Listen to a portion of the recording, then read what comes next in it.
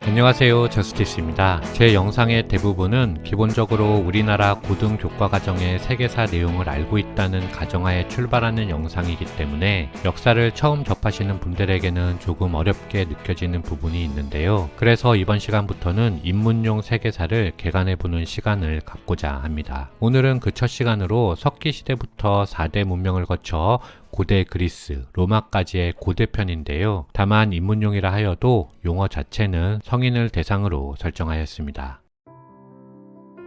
우리가 살고 있는 지구는 약 50억 년 전에 태어났습니다. 그리고 지구상의 생물이 살기 시작한 것은 30억 년 전이고 인류의 진화 과정은 약 1500만 년 전부터 시작되었죠. 500만 년 전, 오스트랄로피테쿠스라는 최초의 원인이 직립보행을 시작했는데 그러자 그들의 앞발이 자유로워지면서 손이 되었고 그렇게 내용량이 발달하면서 인간 이전의 원인이 초기 인류로 진화하였습니다. 이 시기를 석기시대라고 하는데요. 인류사의 처음 시작이라고 보는 석기시대는 약 50만 년 정도입니다. 하지만 이 초기 석기시대부터 호모사피엔스라 불리는 현생 인류에 이르기까지도 기나긴 진화 과정이 필요했습니다. 그중 호모사피엔스의 한 형태인 크로마뇽이는 아프리카에서 살다가 약 4만 년 전에 유럽과 아시아로 이동하였습니다. 그리고 기원전 만년경 마지막 빙하기가 끝나고 빙하가 녹자 오늘날과 유사한 기후가 형성되었지요. 그 중에서도 기후 조건이 가장 좋았던 지금의 서아시아 지역에서 야생 곡식이 자라났고 인간들은 그 나다를 모아 곡식을 재배하기 시작했습니다. 그렇게 하여 불안정한 수렵 채집인이 점차 안정적인 농경민으로 변모하게 되는 것이죠. 하지만 곡식이 쌓이자 도둑이나 강도가 출현하였는데 그들로부터 식량을 지키기 위해서 농경민들은 울타리를 치고 마을을 형성하였습니다. 이렇게 서아시아에서 시작된 인류의 생활 방식은 이후 아프리카, 동아시아, 유럽 등으로 확산되면서 약 5천년간 이어지게 되는데 그 발전 속도가 그 이전보다 훨씬 빨랐기 때문에 이 시기는 특별히 신석기 시대라고 합니다. 중동 지역에서 약 6천여 년 전에 손으로 빚은 토기들이 발굴되었는데 그때 최초의 금속인 구리도 동시에 발견되었습니다. 그렇지만 구리는 너무 무르기 때문에 연장이나 무기로 사용하기는 힘들었지요. 그래서 사람들은 조금 더 단단한 금속을 찾았고 그 결과 주석을 발견하였습니다. 그리고 주석을 구리와 함께 녹여 이후 1000년간 인류의 도구 제작에 가장 중요한 도구인 청동을 얻게 되었습니다. 그렇게 청동은 도끼, 낫, 칼, 괭이 등의 농기구뿐만 아니라 검, 단검, 창, 방패와 같은 무기로도 만들어졌습니다. 이렇게 청동의 수요는 증가했지만 구리와 주석이 아무 곳에나 있는 것도 아니고 청동을 주조할 대장장이도 있어야 했기 때문에 채굴된 금속은 대장장이에게 운송되고 그곳에서 가공된 금속이 다시 그것을 필요로 하는 사람들에게 운송되는 교역이 시작되었습니다. 운송행위는 처음에는 가장 쉬운 방법인 배나 뗏목을 이용했지만 곧 바퀴라는 발명품이 만들어지면서 육상이동도 시작되었습니다. 아울러 바퀴 달린 수레가 구르기 위해서는 길에 초목이나 자갈이 제거되어야 했기 때문에 최초의 도로도 생기게 되었지요. 그렇게 사람들이 수레를 통하여 먼 곳까지 교역을 하며 이동하기 시작했는데 그로 인해 사람들은 공간에 대한 새로운 인식을 하면서 인류는 문명을 맞이하게 됩니다. 인류 최초의 고등문명은 티그리스 유프라테스강 지역에 있는 수메르인들에 의해서 생겼습니다. 따라서 메소포타미아 문명이라고도 하고 수메르 문명이라고도 하는데요. 그들은 수레를 사용하고 소나 나귀가 이끄는 쟁기를 가지고 있었으며 홍수를 막기 위해 댐을 만들고 농경지에 물을 대기 위해서 운하도 만들었습니다. 게다가 서령 문자를 발명하면서 인류에게 큰 진보를 선사하였죠. 그리고 그 결과 도시가 만들어져서 약 5만 명 정도가 모여 살게 되었는데 도시의 군주는 공동체를 유지시킬 수 있는 법률을 공포하고 세금도 부과하였으며 더 나아가서는 여러 도시 국가들 간의 분쟁을 해결하기 위해서 신의 이름으로 전쟁까지 치르게 되었습니다. 이렇게 수메르 문명은 기원전 약 3500년부터 약 1500년간 전성기를 구가했으며 대략 기원전 2000년경에는 대부분의 중동 지역에 널리 퍼지게 되었습니다. 나일 강가에서 수렵과 채집으로 살아가던 사람들이 기원전 5000년경 정주 형태로 생활 방식을 전환하기 시작했습니다. 그들에게 나일강의 홍수는 분명 위협적인 존재였지만 홍수가 끝나면 진흙이 남았고 그 진흙은 최상의 비료가 되어 땅을 비옥하게 만들어 주었기 때문에 정착할 수 있었죠. 따라서 이집트인들은 자연스럽게 나일강을 꾸준히 관찰하였고 그 결과 나일강이 평균 365일마다 범람한다는 사실을 알게 되었습니다. 그래서 이집트 사람들은 그 범람 주기를 1년으로 삼고 365일로 정한 다음 다시 12개의 달로 나누었죠. 그렇게 기원전 3000년경 시작된 이집트의 달력은 오늘날까지도 큰 변화 없이 사용되고 있습니다. 아울러 이집트 문명하면 대표적으로 떠오르는 것이 있는데요. 바로 피라미드입니다. 피라미드는 신처럼 떠받들여진 파라오의 위대함을 나타내는 상징물로서 세월이 지나면서 점점 더 높고 거대해져 갔습니다. 가장 거대한 피라미드는 기원전 2500년경 파라오 케옵스가 재위한 시절에 세워졌는데요. 무덤이 세워질 장소인 기자에는 모래밖에 없었기 때문에 돌들은 채석장에서 실어 날라야 했습니다. 돌을 나르기 위한 도로 공사만 10년이 걸렸고 피라미드를 건설하는 데는 23년이 걸렸지요. 이집트인들은 사후의 삶에도 육체가 필요하다고 생각했기 때문에 피라미드 내부에 파라오 시체를 방부 처리해서 보관하였습니다. 이것은 파라오가 죽은 후에도 자신들을 보살펴 줄 것이라는 믿음이 있었기 때문에 가능한 일이었죠. 이집트 문명은 발흥한 이후 수천 년 이상 지속되면서 다른 어떤 문명보다 오래 존속하다가 기원전 332년 마케도니아의 알렉산드로스에 의해 정복되면서 소멸하였습니다.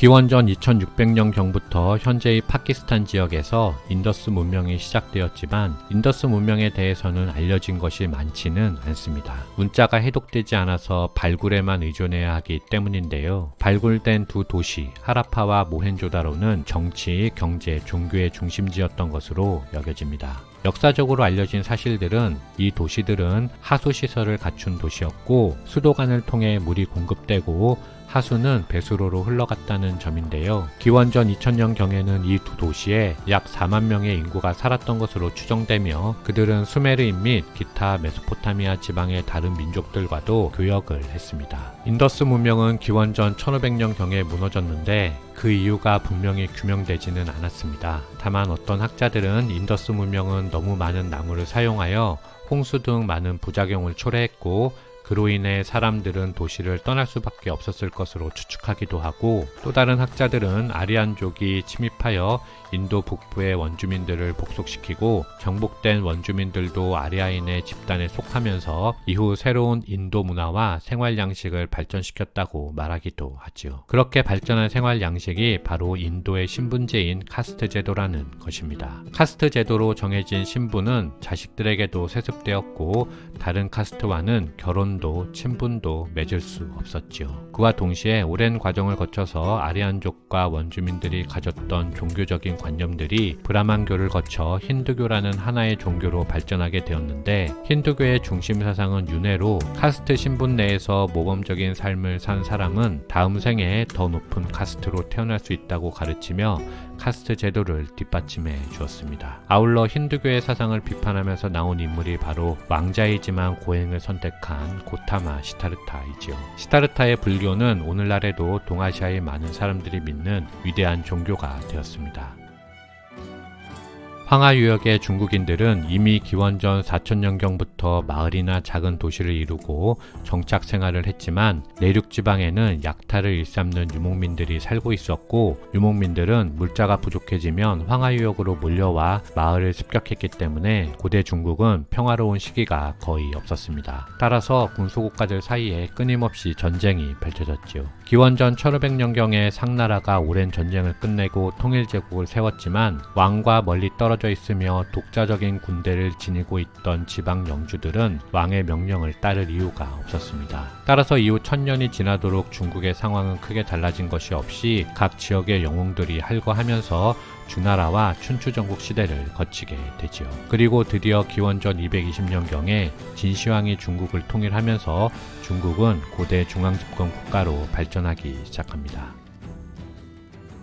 기원전 700년경 그리스는 산이나 해변 또는 섬의 평지에 형성된 수많은 폴리스, 즉 도시국가로 쪼개져 있었습니다. 따라서 고대 그리스는 통일된 한 나라를 의미하는 말은 아니죠. 폴리스끼리는 서로 다투는 경우가 많았기 때문에 모두 군대를 조직하였는데 그 도시국가들 중에서 가장 주도적인 국가는 스파르타와 아테네였습니다. 펠로폰네소스 반도 남쪽의 스파르타는 잘 조직된 군사력을 바탕으로 스파르타인이 아닌 사람들을 노예로 만들면서 그리스에서 가장 막강한 국가가 되었습니다. 반면 아티케 반도의 아테네는 비록 불안정하긴 했지만 남자 자유 시민에 의한 민주주의를 채택하고 있었는데요. 여성들과 노예, 타지에서 이주한 사람들은 정치적 의사결정에서 배제되었습니다. 그렇다 하더라도 이런 정치 체제는 당시에는 놀랄 만큼 진보적이었죠. 20세기 초까지만 해도 이보다 더 진전된 체제를 갖춘 나라는 드물었으니까요. 민주정치 하에서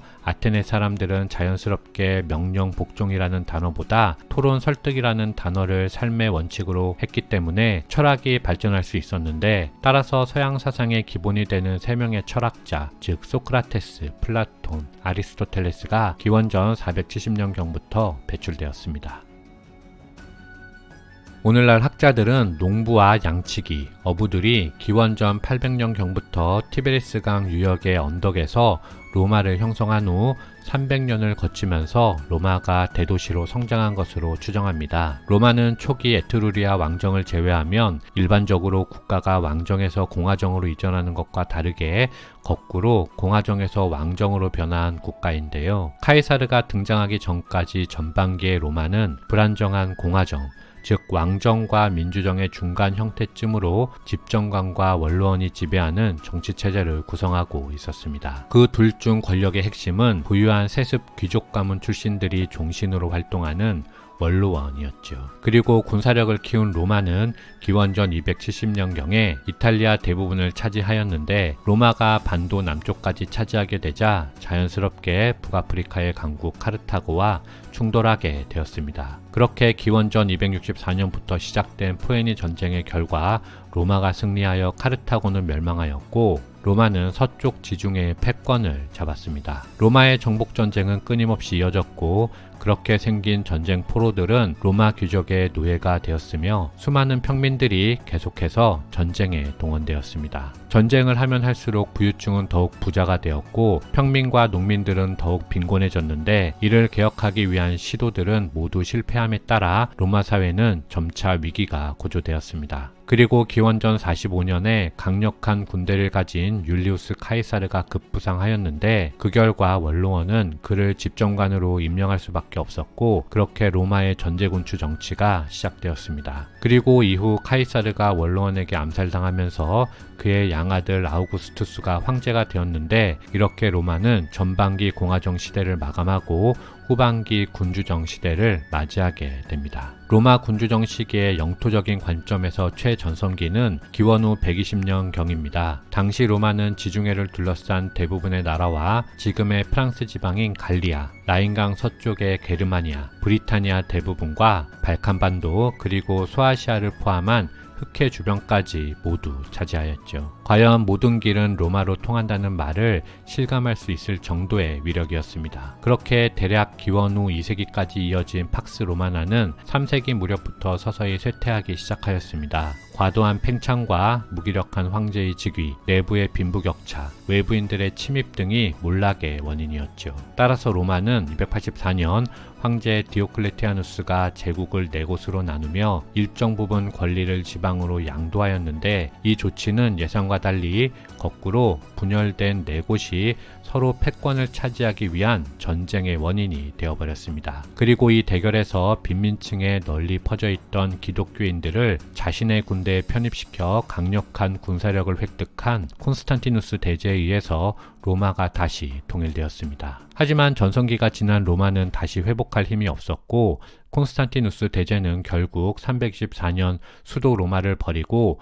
동서를 잇는 요충지 콘스탄티노플, 즉 현재의 터키 이스탄불로 수도를 옮겼습니다. 사실상 로마가 서쪽을 잘라낸 것이었는데 그렇게 서로마는 476년 마지막 황제가 물러나면서 멸망하였고 동쪽의 로마, 즉 비잔티움 제국은 숱한 외세의 침략 속에서도 이후 1000년을 지속하면서 중세 유럽을 관통하는 동유럽 국가가 되는 것입니다. 이제 서로마가 멸망하고 서유럽에는 새롭게 프랑크 왕국이 들어서게 되는데 그렇게 유럽은 암흑의 중세를 맞이합니다. 이상 고대편을 모두 마치겠습니다. 감사합니다.